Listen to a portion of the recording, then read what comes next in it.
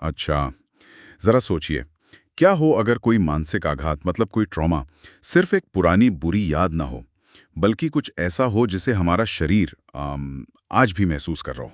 हम्म। यही वो चौंकाने वाला आइडिया है जो the body keeps the score किताब के बिल्कुल सेंटर में है। हम्म। आज हम इसी के कुछ हिस्सों पर बात करेंगे। देखें तो सही कि ये हमें क्या सिखाते हैं। जी हाँ, और ये किताब डॉक्टर बेसिल वैंडर कोलिक की है। वो एक जाने माने मनोचिकित्सक हैं। उन्हें मानसिक आघात के फील्ड में 40 साल से भी ज्यादा का तजुर्बा है। उन्होंने बहुत अलग अलग तरह के ट्रॉमा से गुजरे लोगों के साथ काम किया है, जैसे युद्ध के सिपाही या दुर्व्यवहार झेल चुके लोग। तो उनकी बात में वजन है। हाँ, बिल्कुल। तो चलिए खोलकर देखते हैं इसे जरा। किताब का जो मुख्य तर्क है वो यही है कि ट्रॉमा सिर्फ मनोवैज्ञानिक नहीं है। सही। ये असल में हमारे मस्तिष्क और शरीर में फिजिकल बदलाव लाता है। जी। जैसे बताते हैं कि दिमाग का जो डर केंद्र है, एमिगडाला, वो कुछ ज्यादा ही सक्रिय हो जाता है। हाँ, बिल्कुल। और तनाव वाले हार्मोन्स भी बढ़ जाते हैं, जैसे कॉर्टिसोल। शरीर हमेशा एक तरह से अलर्ट मोड में रहता है। अच्छा, तो ये सिर्फ मन की बात नहीं? नहीं, बिल्कुल नहीं। और यहीं दिलचस्प बात शुरू होती है। किताब कहती है कि सिर्फ बातचीत, मतलब जो टॉक थेरेपी होती है ना, हाँ हाँ, टॉक थेरेपी। वो हमेशा काफी नहीं होती। क्यों? ऐसा क्यों? क्योंकि अगर शरीर ने भी उस आघात को पकड़ रखा है, उसे महसूस कर रहा है, तो इलाज के लिए ऐसे तरीके चाहिए जो शरीर को भी शांत करें, उसे फिर से सुरक्षित महसूस कराएं। इन्हें बॉटम अप अप्रोच कहते हैं। बॉटम अप मतलब नीचे से ऊपर, शरीर से मन की ओर। हाँ, कुछ वैसा ही। जैसे योग है या शरीर की अलग अलग हरकतें हैं, मूवमेंट, या फिर सांस लेने की खास तकनीकें, ये सब शरीर पे काम करते हैं पहले। अच्छा, ये तो सोचने का बिल्कुल नया तरीका लगा मुझे। मतलब दिमाग के साथ साथ शरीर को भी साधना। और क्या इसी वजह से किताब में कुछ नए या शायद थोड़े विवादास्पद समझे जाने वाले इलाजों का भी जिक्र है? हाँ, और यही बात थोड़ी और पेचीदा हो जाती है।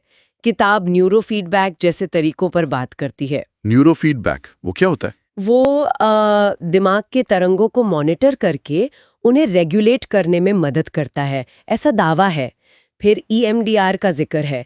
इसमें आंखों की खास तरह की मूवमेंट से दर्दनाक यादों का असर कम करने की कोशिश की जाती है।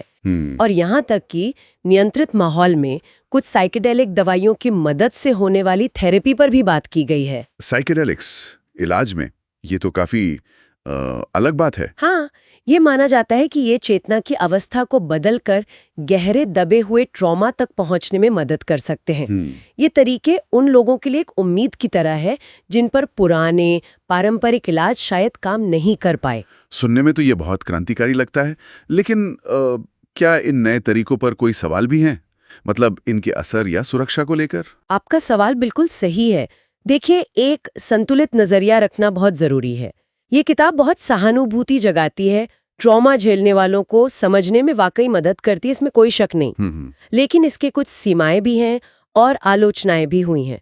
जैसे इसे पढ़ना कुछ लोगों के लिए भावनात्मक रूप से बहुत भारी हो सकता है, हैवी हो सकता है। अच्छा। कुछ जो वैकल्पिक उपचार बताए गए हैं, उनके वैज्ञानिक सबूत कितने पक्के हैं, इस पर अभी भी बहस चल रही है। मतलब पूरी तरह साबित नहीं हुए अभी? हाँ, कुछ पर सवाल उठाए गए हैं। और ये भी सच है कि लेखक से जुड़े कुछ निजी विवाद भी सामने आए हैं।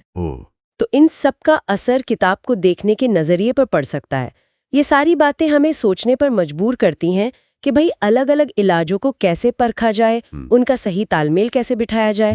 तो फिर इन सब बातों का निचोड़ क्या समझें? मतलब सबसे जरूरी संदेश क्या है? मेरे ख्याल से ऐसा लगता है कि संदेश यही है कि पूरी तरह ठीक होने के लिए मन और शरीर दोनों पर ध्यान देना जरूरी है ना? बिल्कुल सही, दोनों को साधना होगा। ये जानकारी उन सबके लिए महत्वपूर्ण हो सकती है जो ट्रॉमा को समझना चाहते हैं, चाहे वो खुद के लिए हो या किसी अपने के लिए, या शायद कोई किसी की देखभाल कर रहा हो। जी। और इस किताब को एक स्टेप बाय स्टेप गाइड की तरह नहीं देखना चाहिए। ये एक तरह का वैज्ञानिक संस्मरण जैसा है, अनुभवों और रिसर्च का मिश्रण। वैज्ञानिक संस्मरण, मूल बात यही है।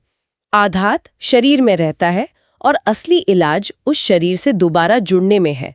लेकिन ये जुड़ाव देखभाल, करुणा और हाँ, बहुत सारे धैर्य के साथ ही मुमकिन है। इसमें वक्त लगता है। सही कहा, देखभाल, करुणा और धैर्य। और इसी सोच के साथ हम एक सवाल छोड़ जाते हैं श्रोताओं के लिए। अगर हमारा शरीर वाकई पुराने आघातों को, ट्रॉमा को सहेज कर रखता है, तो कभी-कभी जो हमें अस्पष्ट सी शारीरिक बेचैनी महसूस होती है या कोई ऐसी सेंसेशन जिसका कोई कारण समझ नहीं आता, वो हमें उन बीते अनुभवों के बारे में क्या इशारे दे रही होंगी, जिन्हें शायद हमने कभी सचेत रूप से दर्दनाक माना ही ना हो। इस पर सोचा जा सकता है।